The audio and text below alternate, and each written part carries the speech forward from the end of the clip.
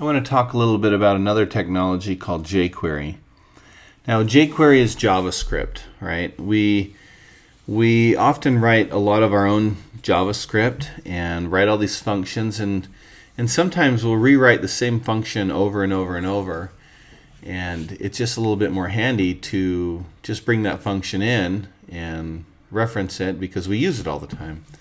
Well, back in the early 2000s, we had a bunch of people writing JavaScript, and they found that they were writing themselves a lot of that same JavaScript. And rather than just keeping it to themselves, they put it out into a library that people could link to and they could use if they wanted to, and reuse their JavaScript as well.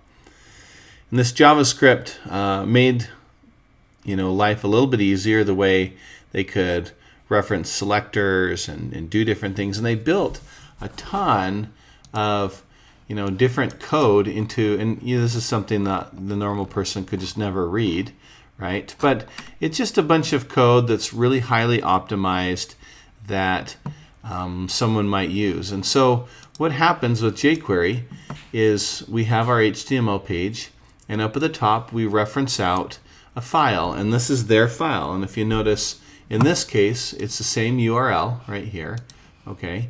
And it's saying, okay, use our JavaScript. And then down below, when you want to use their functions and use their stuff to speed up your process, you can. And in this case, you can see, rather than specifying the document .getElementById or something like that, it's getting the document, getting it all ready, and then using the selector. When I click on the ID flip, then take the ID panel and toggle it slowly, right? And you can see we have the flip and panel right there, and you can see how I click on that and it just toggles that on and off.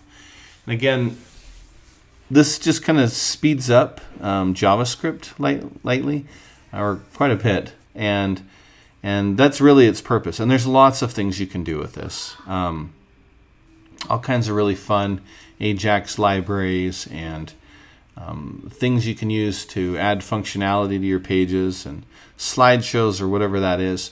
But really the parts of this you need to know that are most important is, one, you need to link up their jQuery, and then you'll use some JavaScript / jQuery code in your page somewhere, and then it will add extra functionality that you don't have at this point.